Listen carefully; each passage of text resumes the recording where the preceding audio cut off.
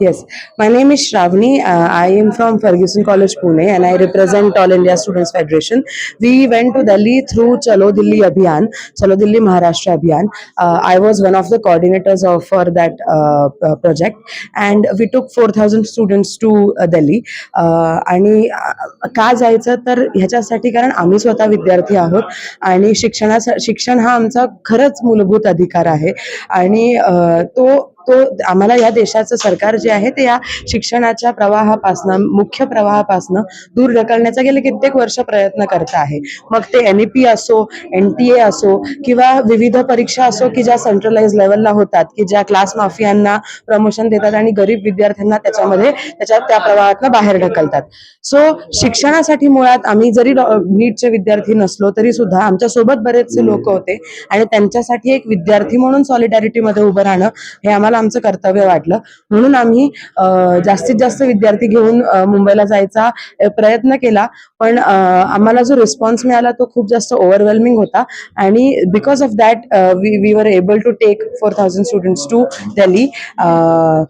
Yes, महाराष्ट्राकडनं हा विषय जो आहे तो गेले कित्येक आधीपासून उचलला गेलेला आहे.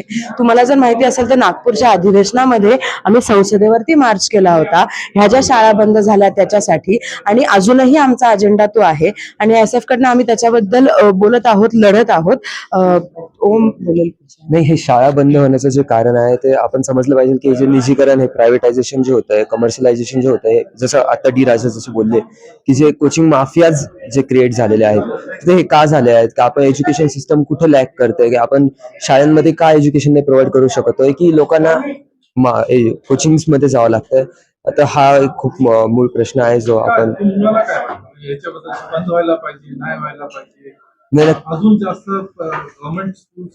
गव्हर्नमेंट स्कूल्स चालू झाल्याच पाहिजे. ऍक्सेसिबल एज्युकेशन आपण तेव्हाच देऊ शकू जेव्हा गव्हर्नमेंट एज्युकेशन प्रोव्हाइड करेल, not through coaching mafias. Coaching mafias they are just charging money and doing this commercialisation of education. So नक्कीच शाळा नवीन उघडल्या पाहिजेत.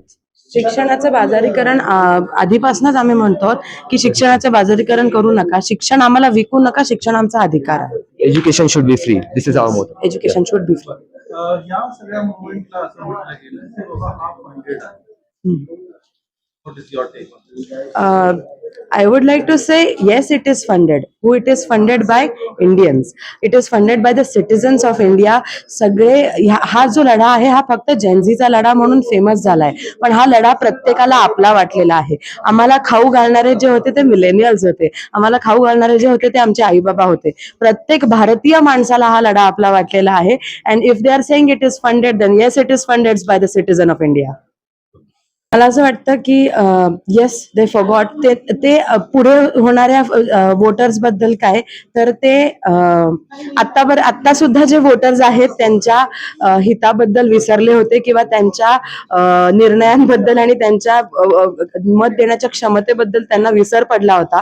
पण मला असं वाटतं की जेनझीज आणि तरुण पिढीने, युवाने, तरुणांनी हे सगळ्यांनाच दाखवून दिलेलं आहे की एका मतदाराची ताकद काय असते. आणि जेव्हा आपण एकत्र येतो तेव्हा त्यांना आता भीती बसलेली आहे. त्यांना 29 बद्दल आता त्यांच्या मनामध्ये जे त्यांना वाटत होतं की ते बहुमताने येतील, पण त्यांना आता ही भीती बसलेली आहे. आम्ही नक्कीच उद्याचे जे वोटर्स आहोत किंवा ऑलरेडी जे आम्ही वोटर्स आहोत, I can vote, Om can vote, so आम्ही ऑलरेडी जे वोटर्स आहोत ते त्यांना दाखवून देणार आहोत की नाही, तुम्ही तुमची जी मोनोपोली आहे पॉलिटिक्स वरची, इलेक्टोरल पॉलिटिक्स वरची, ती तशीच राहणार नाहीये. We will vote you out. अजून एक जेनझी आपल्यामध्ये ऍड ऑन झालेली आहे. तुझं काय म्हणणं आहे? तू दिल्लीला गेली होती? हो, मी पण दिल्लीला होते श्रावणीताई सोबतच. काय एक्सपिरियन्स म्हणजे फार मला ते ग्राउंड रियालिटी एक्सपिरियन्स करणं फार इम्पॉर्टंट होतं, कारण ते रियालिटी एक्सपिरियन्स केल्यावर लक्षात आलं की कशा प्रकारे मीडिया थ्रू नरेटिव्ह सेट केले जातात. सो मी पण मग ट्राय केलं एकदा एक्सपिरियन्स नंतर लोकांना कन्वे करण्याचं की चुकीच्या नरेटिव्हवर विश्वास ठेवू नका आणि बरोबर काय आहे ते रॅशनली थिंक करून कुठेतरी समजून घ्या. हे माझं दोन्ही प्रकारचे आपल्याला जेनझीज मिळणार, जे ओव्हरली रिलिजियस आहेत ते सुद्धा आणि जे रॅशनली कुठेतरी थिंक करून सायंटिफिक मुद्द्यांना समोर ठेवून किंवा काय चुकीचं आहे एथिकली सगळं विचार करून करणारी. सो मला वाटते की जे ओव्हरली रिलिजियस जनरेशन आहे त्यातनं सुद्धा काही लोक बरोबर जे एथिकली थिंक करून रॅशनली थिंक करून पुढे जाण्यासाठी ते ओपन झाले आहेत आता कुठेतरी. So respective of their religion ते एक्सेप्ट करून राहिले आहे आणि नवीन काय गोष्टी ते आत्मसात करू शकतील ते समजून घेऊन पुढे येत आहेत. सो मला वाटते की जनझी जरी ओव्हर रिलिजियस काही असले तरी सुद्धा चेंज साठी ते वेलकम करतील ह्या सगळ्या गोष्टींना, वेलकमिंग आहेत असं मला वाटतंय. as a personal choice, and we as Gen Z of course respect that. But apart from that, if you ask us that do we believe in science, that of course masses Gen Z masses believe in science. We are rationalists, so yes. Do we respect religion and God as a personal choice? Yes, we do. But at the same time, are we rational? Then yes, we are rational. And are we scientific? Then yes, we are scientific. I have been saying this since long, that the progressive movement has revived in India, and I think this is our chance to spread about scientific temperament, to spread socialism, to spread people's movement to a lot of citizens of India. So yes, we have revived, and we